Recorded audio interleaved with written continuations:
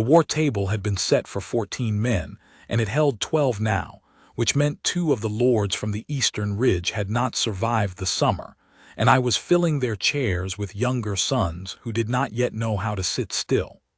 I noticed the fidgeting. I noticed every small disorder in the room. I had learned in the 3 years since Lyra died to fill my attention with small orderable things, because the large things, the empty chair beside my throne, the silence from the corridor where a child's footsteps used to ring like bells, those I could not fix with a command or a treaty, and so I did not look at them directly. "The Holt of Caervain has offered their second daughter," said Bren, my seneschal, spreading a wax-sealed letter across the oak like a merchant displaying silk. "She is 18. Her mother's bloodline carries 3 unbroken generations of—" "I have heard this before," I said. "My lord, you have heard it about the Caervain first daughter. The second is—" "Different hair," said Osric from the far end of the table. He was old enough to have known my father, and he said unkind things in a kind voice, which was its own particular talent. "Same problem. Myra will not speak to her either." Bren pressed his lips thin. He was not wrong to try.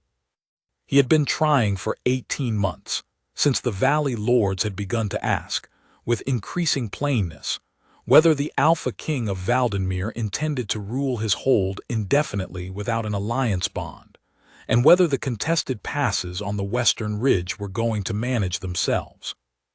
They were not going to manage themselves. Myra was 7 years old and had not spoken since her mother's funeral.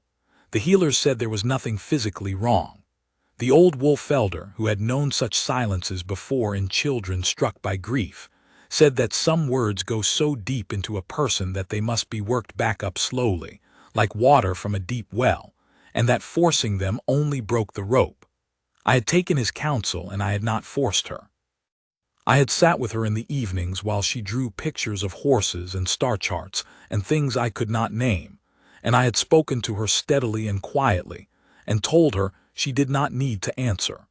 She would look at me with Lyra's dark eyes, and something in my chest would pull so hard I had to look away. "Bring the Caervain girl if you like," I said, folding the treaty closed. "She will receive the same hospitality as the others. Myra will stand in the hall and be silent, and the girl will go home, and we will be exactly where we are now." I was not wrong. I was also running out of patience for my own practicality. I knew I needed an alliance. I knew the western passes were bleeding revenue and soldiers that I did not have to spare. I knew that 12 men at a war table were not enough, and that the 2 empty chairs were a warning, and that a king who ruled alone for too long became a king whose enemies grew comfortable. These were facts. I knew all of them. I pushed back from the table and left Bren to draft the response to Caervain. The corridor outside the war room smelled of wood smoke and the first cold edge of autumn coming down from the highlands. I walked the outer passage toward the courtyard, not because I had business there, but because I needed air that had not been breathed by 12 men debating my remarriage for the 3rd hour running. The Keep of Valdenmere was old stone and old timber, a hold built in my grandfather's time on the spur of the eastern ridge above the valley, and from the courtyard on a clear day you could see all the way to the golden meadows that gave the valley its name. The fields turned copper and amber in harvest season, and the river that ran through them caught the light and threw it back in long bright sheets. It was a beautiful place to rule. I had loved it once without effort. Now I loved it the way you love a duty. The postern gate was open, which it should not have been at this hour.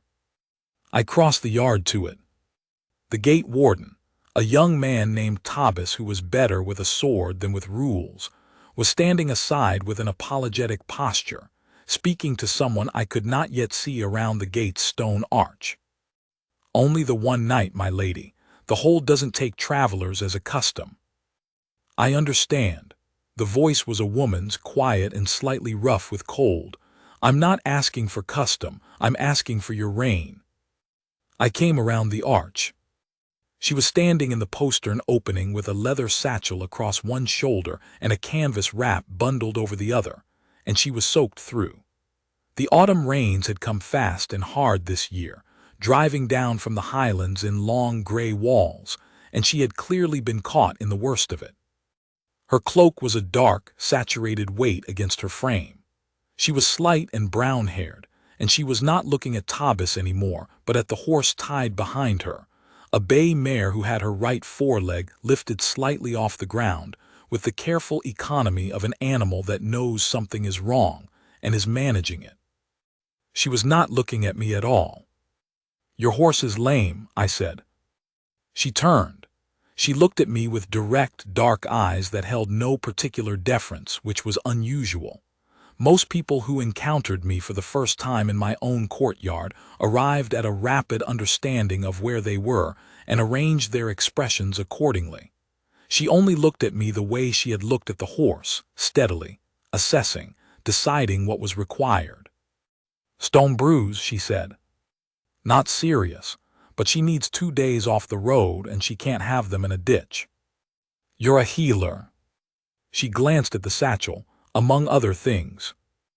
I looked at Taubes, who had acquired the expression of a man calculating how much trouble he was likely to be in regardless of what decision I made. I looked at the horse. The mare shifted her weight and blew out a slow breath through her nose, and something in the evenness of it, the animal's simple trust in the woman holding her lead, settled something in my own chest that I could not have named precisely.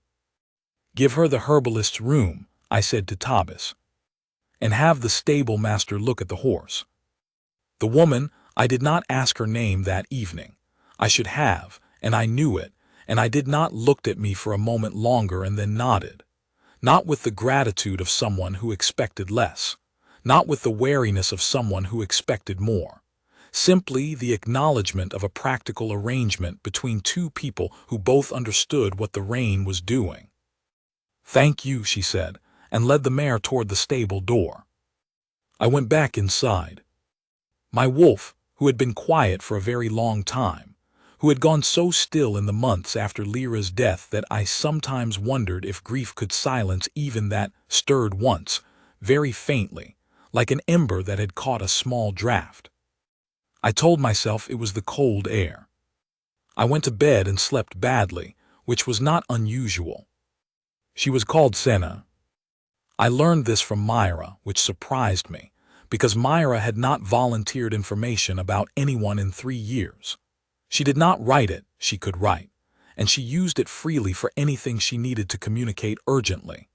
But she conveyed it through the particular quality of her attention, the way she turned toward the corridor that led to the herbalist's room when I mentioned the traveler at breakfast, the way her eyes went there and stayed. "You've met her," I said. Myra looked at me. She picked up her spoon and stirred her porridge in a slow circle. "This morning," I said, not a question. She set the spoon down and picked up the small piece of chalk she kept beside her plate. She had a slate she carried everywhere, the size of a small book, and on it she wrote things that mattered. She wrote stable, horse. "You were in the stable before dawn." She tilted her head. It was the closest thing she had to a shrug. I should have been firmer about her wandering at night. I had been meaning to be firmer about it for 2 years. But the healers had also said that the wandering was how she managed the sleeplessness that came with grief, and that interrupting it abruptly might cost more than it gained. And I had concluded that a child who could navigate the keep's passages alone in the dark and find her way home to her own bed before cockcrow was at least resourceful, which was a quality I valued. "Her name is Senna," I said. Myra did not confirm this. She picked up her spoon again and ate her porridge and did not look at the corridor again. But when she was done and dismissed herself with the small formal nod she had adopted, Lyra's gesture, learned at Lyra's table, and I felt it every time, she went toward the courtyard rather than toward the schoolroom where she was expected in an hour, and I watched her go and did not call her back. The stable master came to find me after the morning councils. "The healer," he said. "The traveler, she's been with the bay since before first light." "I know." "She's good with animals, my lord, better than good." He hesitated. He was a man who chose words the way he chose horses, carefully, not rushing the decision. The mare was favoring that leg badly. By this morning she's standing on it flat. Whatever poultice, the woman put on it overnight. She can stay another day, I said. The horse can't travel lame. 2 days more like, maybe 3. Then 2 days. I did not go to the stable that morning. I had treaty letters to sign and a border dispute to adjudicate between 2 smallholders in the eastern fields, and the caravan response to draft, and 12 men who needed direction. I had a hold to run. I had been running it alone for 3 years, and I was skilled at it by now. The way you become skilled at anything you do without stopping long enough to consider whether it is working. My wolf stirred again toward afternoon. Not a howl, not a surge, just a faint, turning attention like a head lifting from a doze. I was in the middle of a boundary agreement, and I pressed it down, which took more effort than it had the day before. That evening, Myra appeared at my study door. She had the chalk and the slate. She held it up. It said she knows about moon feverfew. She showed me. Moon feverfew was something Lyra had grown in the kitchen garden. It was a small, fine-leaved plant with pale yellow flowers, and Lyra had used it for headache tea and for the fever breaks of winter illness, and Myra had tended the plants after her mother's death with a silent, solemn diligence that I had not known how to speak to. The plants were still there. They were somewhat overgrown because I did not know what to do with them, and neither did the kitchen staff, and Myra tended them, and no one asked her why. I looked at the slate for a long moment. She knew the name for it, I said, not a question. Myra nodded. Then she added below the first line the right name, not the city name. There was a common name for moon feverfew that most traders and city healers used, a rougher approximation that lost something in the translation from the Old Valley language. The right name was older. The old Wolfelder knew it. Lyra had known it. It was not the kind of name you found in a city market's herbalism text. Where did she learn it? I asked. Myra wrote. She said she walked through a lot of valleys. I looked at my daughter, and she looked back at me with her mother's dark eyes. And whatever lived behind those eyes was alive and thinking and full of something I could feel the warmth of even from across the room. Go to bed, I said, after the schoolroom lesson tomorrow. She gave me the small nod and went. I sat in my study for an hour after that and did not read the papers in front of me. The caravan girl arrived on the 4th day of Senna's stay. She was 18 and pleasant, and exactly what Bren's letter had described. She had good manners and a careful smile, and she greeted me with the polished ease of a young woman who had been prepared for this meeting for months. I liked her well enough, in the way you can like someone who is doing everything correctly and for whom you feel nothing at all. Myra was brought to stand beside me in the great hall for the formal introduction. The caravan girl crouched down to Myra's level.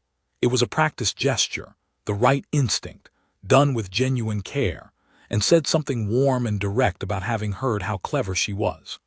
Myra looked at her with the still, careful attention she gave to everything unfamiliar, and then looked away, and the girl straightened slowly and glanced at me, and I saw the faint rearrangement of her expression that all of them arrived at eventually, the recognition that this was not going to be what she had hoped. I felt sorry for her. I did not say so. There was no useful thing to say. The dinner was long and correct. Bren was in excellent form. Osric was mildly terrible, in the way that old men are mildly terrible when they have decided to be entertaining. The caravan girl had a sense of humor, and she used it on Osric with more skill than I expected, and in another life, in another configuration of griefs, I might have thought this could work. Myra ate half her dinner and left the table before the second course. She did not run.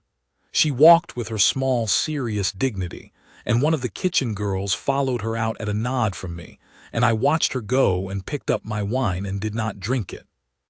After dinner, when the household was settling and the caravan party had withdrawn to the guest rooms in the east wing, I walked the outer passage toward the herb garden.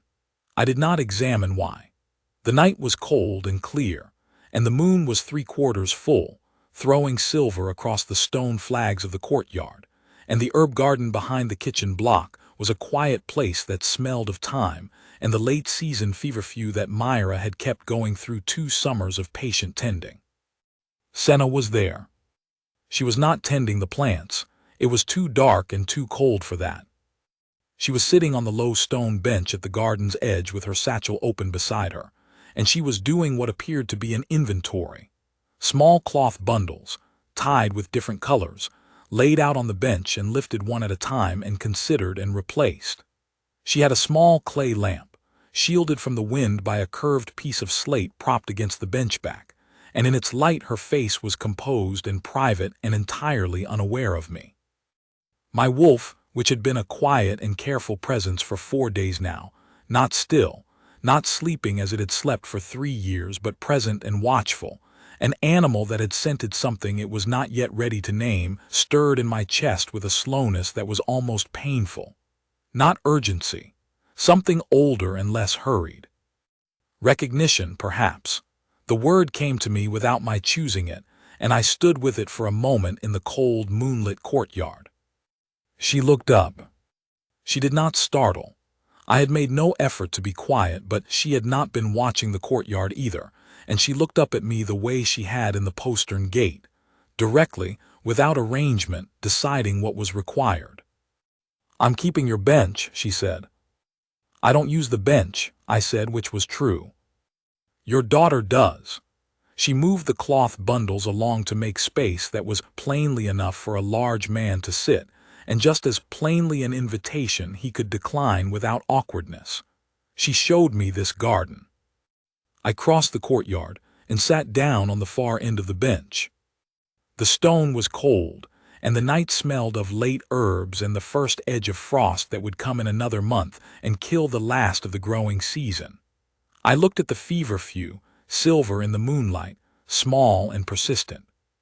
"She tends those," I said. "I know, you can see it in the plants. Someone's been careful with them." She picked up a cloth bundle and set it down. "Her mother grew them." "Yes." She told me. She glanced at me, then away.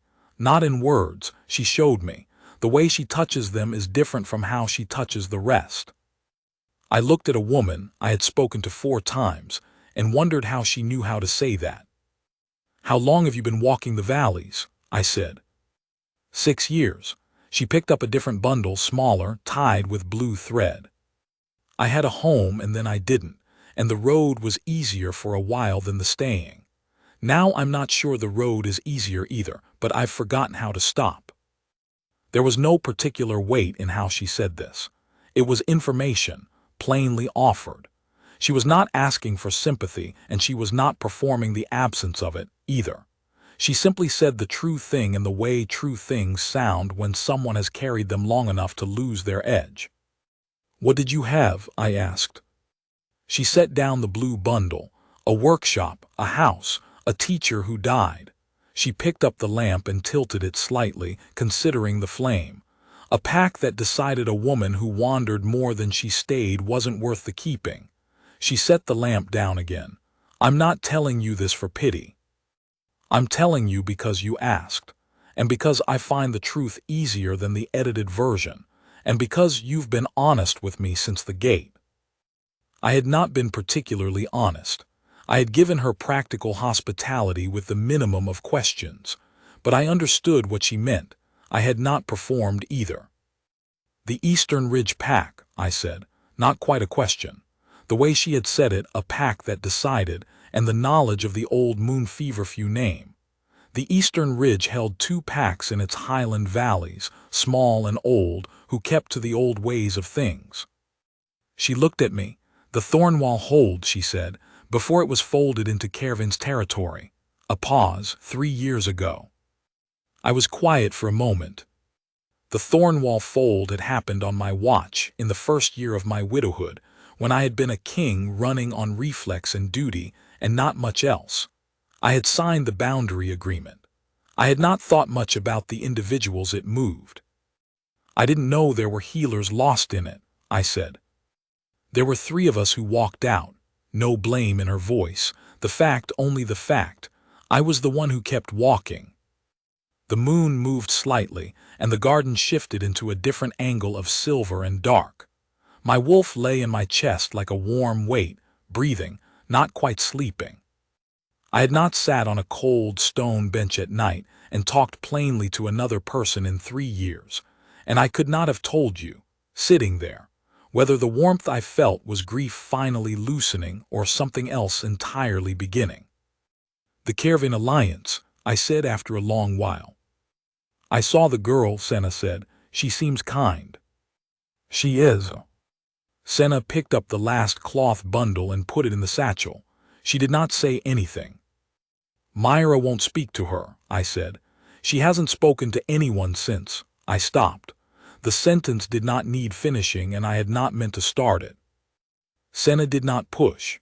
She buckled the satchel's top flap, one deliberate motion, and sat with her hands in her lap in the night around us. "She spoke to me," she said eventually, "not in words. But she spoke. I knew.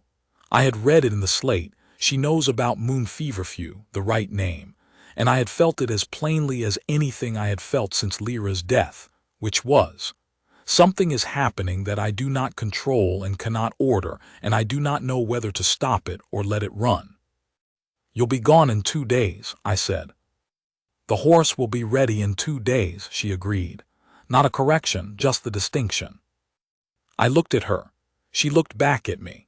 The clay lamp burned between us, and neither of us said what we were both sitting with, which was perhaps the most honest thing either of us had done in a long while. I said good night and went back inside. My wolf was not quiet for the rest of the night. The next day was the one that changed everything, though I did not know it yet when it began. The Caravan girl's mother had traveled with the party, a careful, watchful woman who I respected, and she asked, through Bren, whether a formal presentation might be arranged in the afternoon, something more structured than the dinner, where the lords could witness the introduction and there could be a clarity about what was being proposed and whether it was agreed to. It was a reasonable request. It was the right way to do such things. I consented. Bren arranged it for the 3rd hour past noon, in the great hall. The hall was the largest room in the keep, stone floors, long fire trenches down either side, banners above the crossbeams that had not been changed since my father's time. In my grandfather's day it would have held 100 people. Today it held my council, the Caravan party, a row of the Hold's senior women who served as witnesses to such arrangements, and the patient, watchful quiet of Old Stone. Myra was brought in by her nursemaid and took her place at my left side. She wore the dark blue dress she wore for formal occasions, which she had outgrown slightly at the sleeve, a fact I had noted and failed to address with the seamstress, and this bothered me now more than it had a right to. She stood straight, the way Lyra had stood. She looked at the hall with Lyra's measuring consideration. Bren called the gathering to order. The Caravan girl stood with her mother at the center of the hall. She was in her best, deep green, silver thread, hair dressed formally, and she looked at me with the steady, hopeful, carefully arranged dignity of someone who was trying very hard and knew it and could not stop.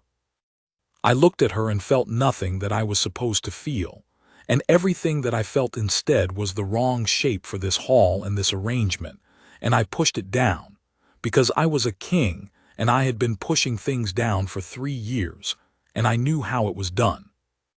Bren began the formal address. The lords stood in their rows, the witnesses stood in theirs.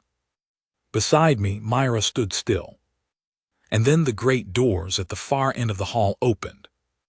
It was not unusual. The great doors gave onto the inner courtyard, and household traffic passed through them throughout the day, and whoever had opened them had simply failed to check that the hall was in formal session. A simple error. Bren's voice carried on without pause. Senna came through the doorway. She was carrying a flat basket, harvested from the herb garden.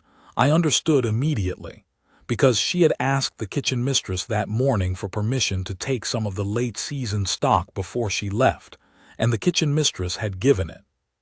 She had her satchel across one shoulder and the basket across her arm, and she was walking with the steady, unhurried pace of someone who has taken a route many times, looking down at the basket and adjusting something in it, entirely unaware that she had walked into the middle of a formal presentation. She looked up when she sensed the size of the silence. I saw her take in the hall, the council, the witnesses, the caravan girl at the center, my face at the front.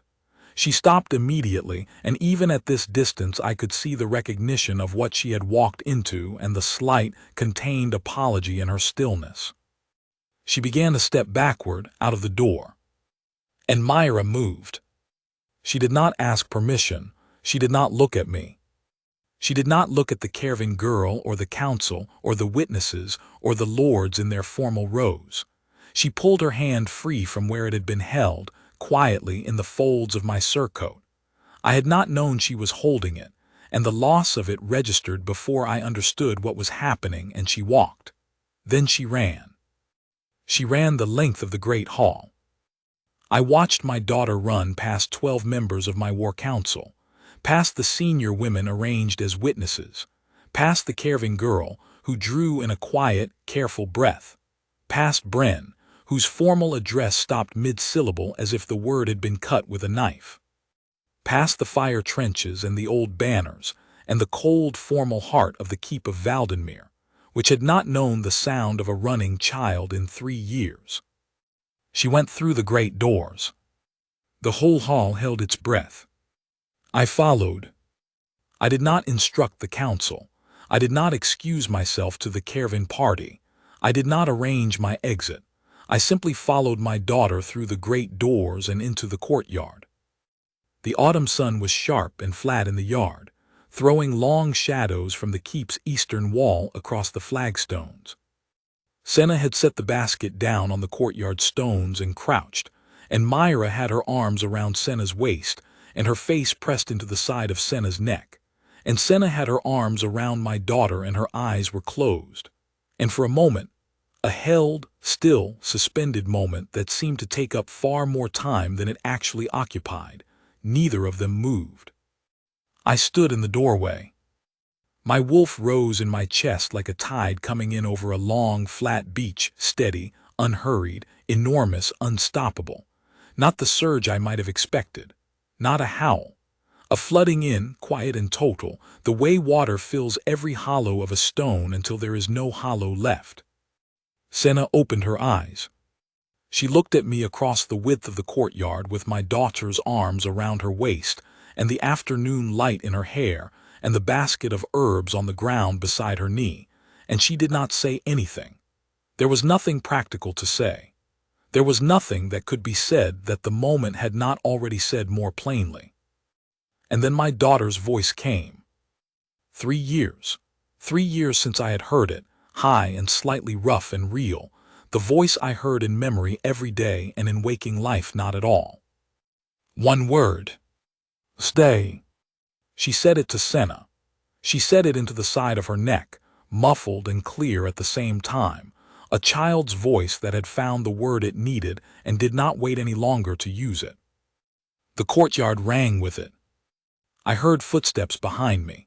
The hall had not stayed still, because nothing stays still when an alpha king walks away from a formal presentation without a word, and Bren's quiet, careful presence was at my shoulder, and I heard him stop too, and I heard the entire gathered weight of a council and a caravan party, and a hold full of people who had been trying to plan my future come to rest against the fact of a 7-year-old girl and one word. I crossed the courtyard. Senna looked up at me as I came close, and there was no careful arrangement in her face and no performance and no calculation.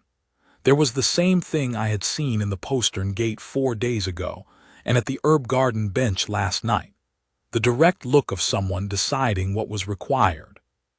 And then below the directness, something else, an uncertainty, a caught breath, the recognition that this was not hers to decide alone. I crouched down beside my daughter. Myra's face was wet. I had not seen her cry in 2 years. She had cried at her mother's burial and then, as far as I could observe, not again, as if some essential weight of grief had been delivered all at once and the rest had gone underground. She was crying now, not hard, not the racking grief of loss, but something different, the kind of tears that come when something you have held very tightly finally does not have to be held anymore. I put my hand on her back. She did not release Senna. She did not look at me, but her hand came back, small fingers finding my arm and held. "Myra," I said. She said nothing. She had used the word she had. She was not going to spend another on explaining it. I looked at Senna. This close, in the flat autumn light, I could see the steadiness in her and the uncertainty beneath it, the two things existing together without resolving, the way honest things sometimes are. "You heard her," I said. "Yes," Senna said. "She's asked you to stay." I heard. My wolf was not moving anymore. It had finished moving. It was simply present, the way it had been before Lyra's death, before the long silence, a living warmth in the center of my chest that I had forgotten I was cold without. I did not name what I was feeling, there in the courtyard in front of my council and my hold and the ruins of a formal presentation. I had lived long enough to know that the naming could wait. The feeling did not need my permission to be real. "I have a war council to dismiss," I said, "and a caravan party to speak to, and a seneschal who is going to ask me 14 questions I don't yet have answers to." Senna waited. "Will you still be here," I said, "when I've finished?" It was not a command. It had none of a king's authority in it. It was the other thing, the thing under the king, that I had not let speak plainly in 3 years and could not seem to stop now. Senna looked at me for a long moment. Then she looked down at Myra, who was still pressed into her side with the wordless conviction of a child who has made a decision and is simply waiting for the world to agree. "I expect so," Senna said. "I haven't packed the bay yet." What followed was not graceful, but it was honest, and I have come to prefer honesty to grace in most practical situations. The caravan girl's mother was, to her considerable credit, composed. She was a woman who had arranged enough of these things to know what the presence of the Alpha King's daughter in the middle of a formal presentation, running toward a herb woman with her arms out, was likely to mean for the outcome. She received my private apology with a directness that reminded me of Senna, and accepted it with a warmth that reminded me of no one I knew, which was its own kind of generosity. The girl herself wept a little in the corridor. I heard it through the door when I was speaking with her mother, and I felt the weight of that, the particular sorrow of being young and hoping, and having it fail through no fault of your own. I had not been able to help that. I was sorry for it. Bren asked me his 14 questions. I answered 11 of them and told him the other 3 would have to wait until I knew more, which was more uncertainty than I had expressed to him in 3 years, and which seemed to require him to sit down for a moment. I let him sit. I had been asking a great deal of him for a long time, and he had given it without complaint.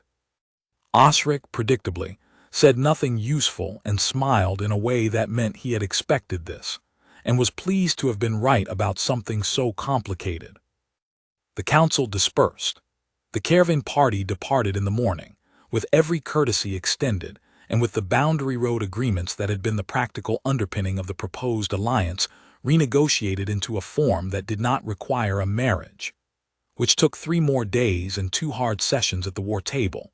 But the caravan girl's father was a practical man who understood that a useless alliance was worth less than a useful friendship, and we arrived at something workable. I was grateful for that. Senna stayed. Not immediately, not simply, not without difficulty, because she was not a woman who did simple things through an absence of thought, and she had spent 6 years building a life that did not depend on anyone else's decisions about where she should be, and the question of what it meant to stop was a real one that she turned over carefully and at length and did not resolve in a day. I did not push. I had learned not to push things I could not fix with a command, and I had learned it the hard way, and I applied it now. What I did was, I gave her the workshop behind the stable block, which had not been used for its proper purpose in 8 years, and which had a good east-facing window and enough storage for every bundle of cloth and root, and dried herb in her satchel and a great deal more besides. I had it cleaned and shelved. I told the kitchen mistress that the healer's requests for garden space and market access were to be accommodated, and I told the gate wardens that she was to come and go as she pleased. And then I left it alone. Myra found her way to the workshop every day. This did not surprise me. What surprised me was how clearly I could tell, from the sound of the keep in the evenings when I walked the outer passage toward my own study, that something had changed in the quality of the silence. Myra's silence was different. It was still there, the wordlessness she had lived in since her mother's death, but it had shifted in character, the way a held breath shifts when the holding is chosen rather than forced. She wrote on her slate and she pointed, and she used the gestures she had developed in 3 years of necessary communication, and all of these she used freely in the workshop. And occasionally, carefully, like a creature testing the temperature of unfamiliar water, she used words. Not with me. Not yet. I was patient. The well was deep and the rope was long, and I had been told not to force it, and I believed now that whoever she chose to draw the water was the right choice regardless of whether it was me. She used words with Senna. I heard them sometimes, not eavesdropping, not intentionally, in the way you hear sounds from a room you are passing. A word, a question, the low sound of an adult voice answering, the silence that followed and the shorter silence before another word. I did not stop. I walked past, and I let the warmth of it sit in my chest where my wolf was, steady and unhurrying. Senna came to the war table. Not to the formal sessions. She had no interest in those, and I did not ask. But in the evenings, sometimes, when the table was cleared and I was working through correspondence alone, she would come in and sit at the far end and do her own work. Notes in a small leather book, sketches of plants, lists of what she needed to source from the market traders. The first time she appeared in the doorway, she asked plainly whether this was a room she was supposed to avoid. I said no. She sat down. We worked in the same room in silence for 2 hours, and I found, when she rose to leave, that the work had gone faster and the silence had been the best kind, the kind that has another presence in it. This happened again, and then again. On the 4th evening she looked up from her leather book and said, "The lords from the Western Ridge, the ones who came last week, what do they actually want?" I looked at her across the length of the war table. What makes you think they're after something other than what they said? The older one kept watching the door while the younger one talked, she said. People who are only there for the reason they say they're there don't watch doors. I put down my pen. I told her about the western passes. I told her about the contested territory and the 2 lords and what I thought was actually happening beneath the surface of the formal complaint. I told her more than I had told Bren, because Bren was excellent at the management of what had been decided, and I sometimes needed to think out loud with someone who had not already made up their mind. She listened. She asked 2 questions, both of which forced me to reconsider assumptions I had not examined. She offered no solutions, which was correct. She did not know enough, and she was not pretending she did. When I had finished, she said, "Is that the kind of thing you'd usually think through with someone?" "I used to," I said. She looked at me. "My wife," I said. She had a clear mind for people, what they meant under what they said. Senna was quiet for a moment. Then, "I'm sorry you lost her." It was a simple thing to say. I had heard versions of it for 3 years, from every lord and cousin and visiting dignitary and well-meaning member of my household, and most of those versions had landed as a formal weight I was expected to receive and place down somewhere and carry forward from. This landed differently. I was not sure why. Perhaps because she said it without managing me. "Thank you," I said, and meant it plainly, and picked up my pen. Winter came. The Golden Valley turned from copper to bare, and then to the first white of early frost, and the river that gave the valley its light ran slow and dark between iced banks, and the keep of Valdenmere closed in around its fires, and its own warmth the way keeps have always done in high country. Myra spoke more. Not constantly, not fluently. There were still days when she did not speak at all, when the slate was her whole language, and I had learned to read the slate and the silence and the spaces between them as clearly as I read words. But there were also days when she came to breakfast and said something small and factual and ordinary, the kind of thing she had said before, about the horse or the weather or something Senna had shown her. And the ordinariness of it was the extraordinary thing, the fact that it was simply happening, that the world was containing it as if it were usual. It was not usual. I was careful not to make too much of it, because she was watching for that, the way children watch for adults to overreact to the things they are uncertain about, and she needed it to simply be allowed to exist. So I received it plainly and moved on and let her see that it had not cost her anything. Bren came to me in the first week of winter. He did not ask me what I intended to do. He was too good at his job for that.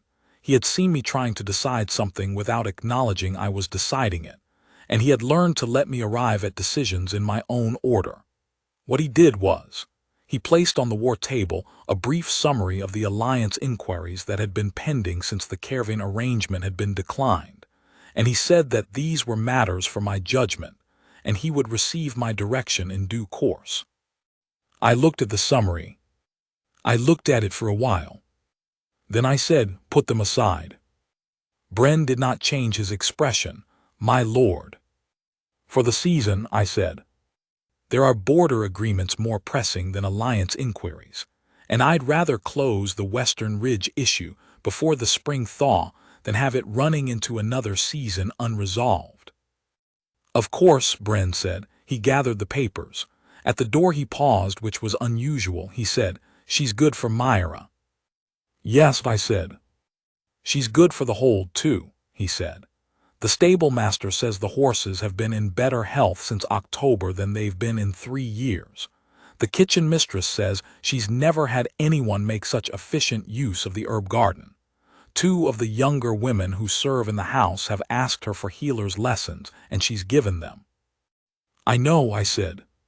He looked at me with the face of a man who had been serving a lord for a very long time, and had strong feelings he intended to communicate only through the most disciplined possible restraint. "Yes," I said again, "I know." He left. I told her in the herb garden.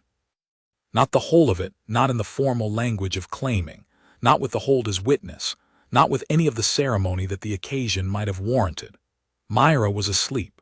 The winter had thinned the garden to a few hardy remnants, the feverfew still going under a protective wrapping of straw that Senna had put down in the first frost, and a handful of other things that knew the cold and refused to be stopped by it. The moon was new, and the night was very dark and very clear, full of stars. I found her there as I had found her the first time, working in her own private way, and I came and sat at the far end of the bench as I had done then, and she moved along to make the same space, and for a while we simply sat. "You've been here 3 months, I said. "I know," she said. "I counted."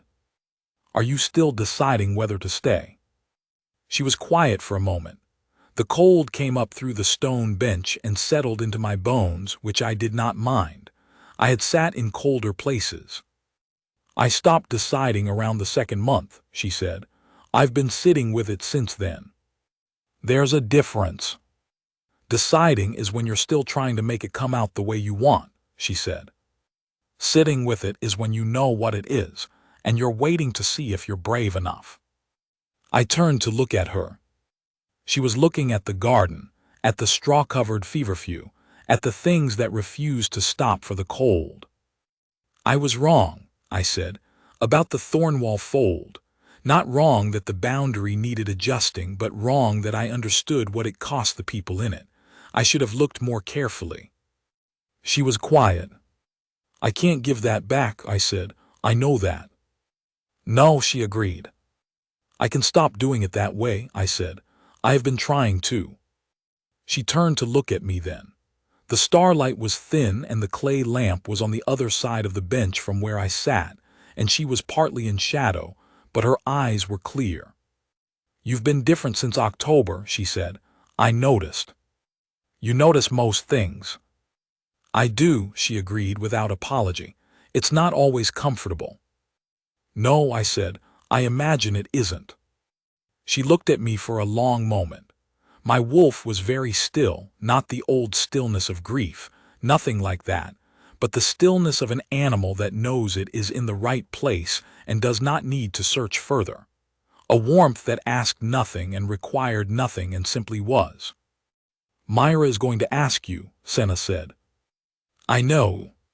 She's already asked me." She looked back at the garden. "She used 11 words.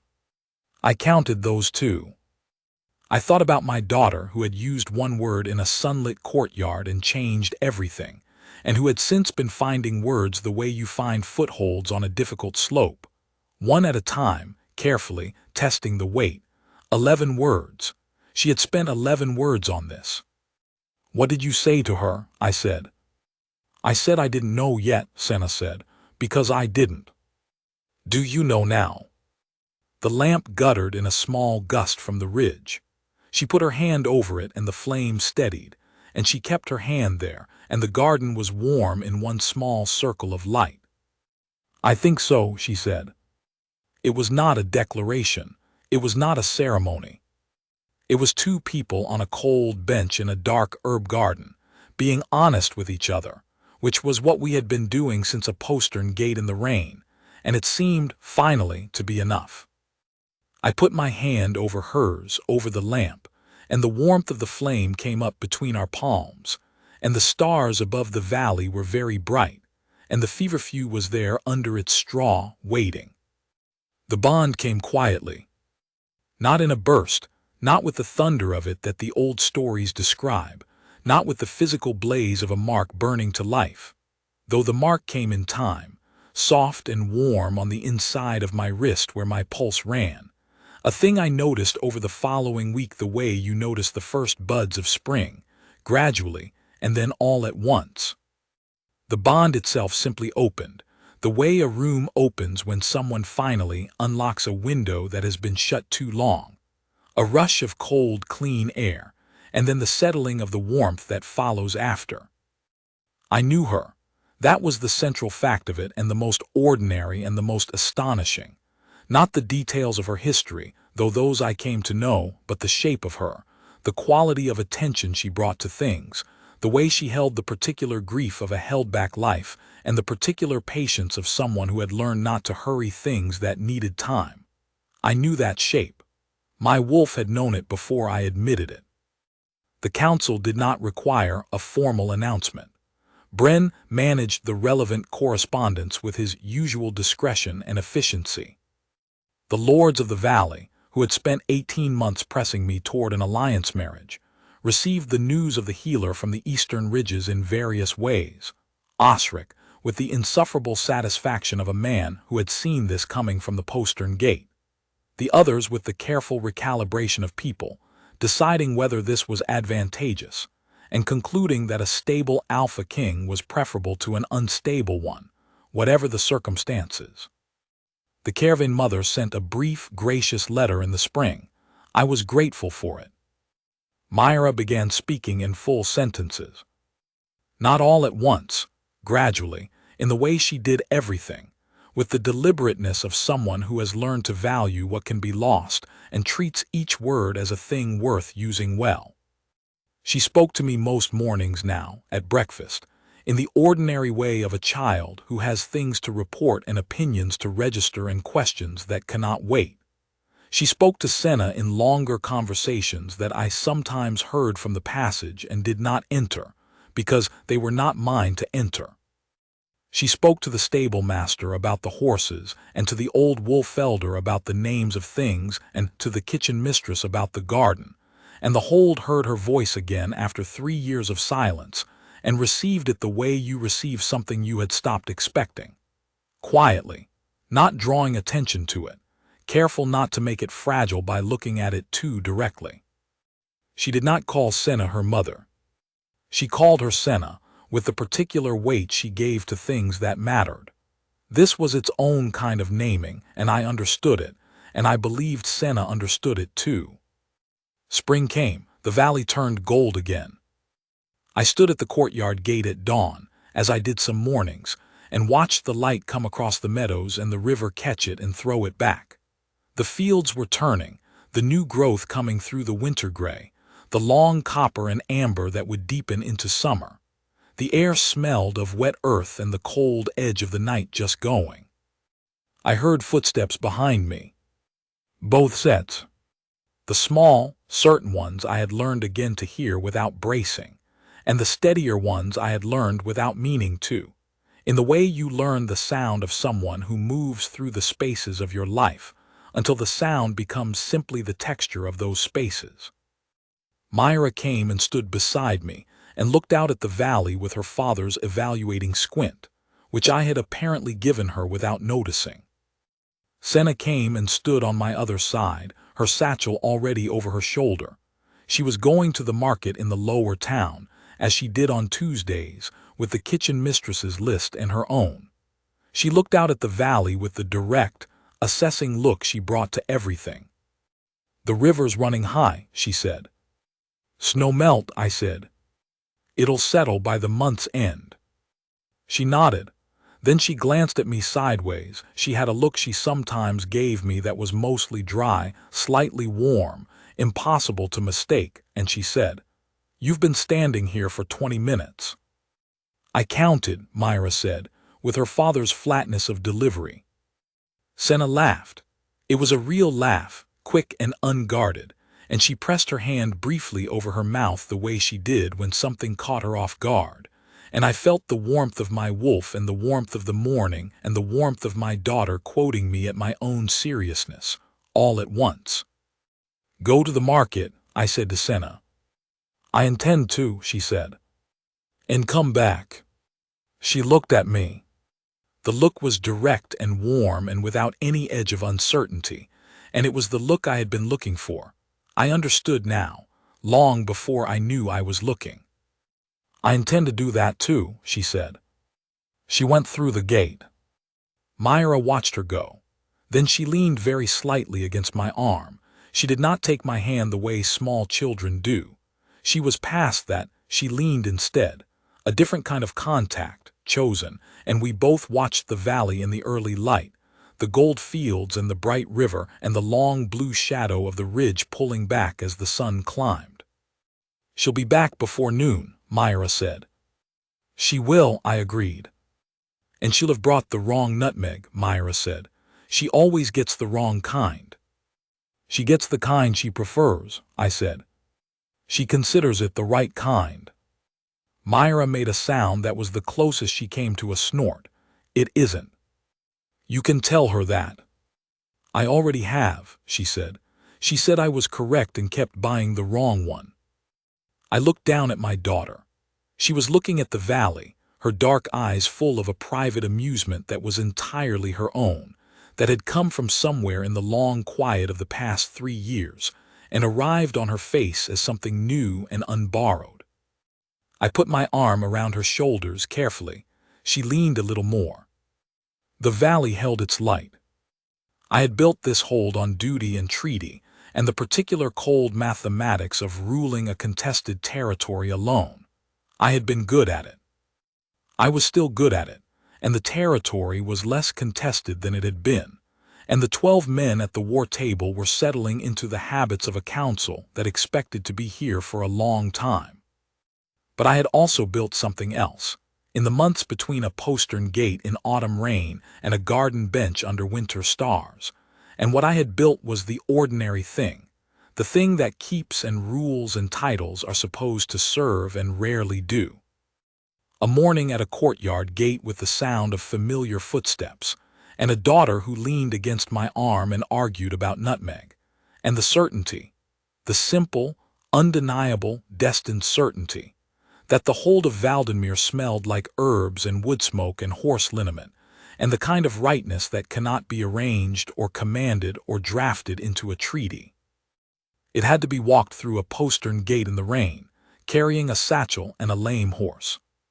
It had to be run toward, across the length of a great hall, by a 7-year-old girl who knew before her father did.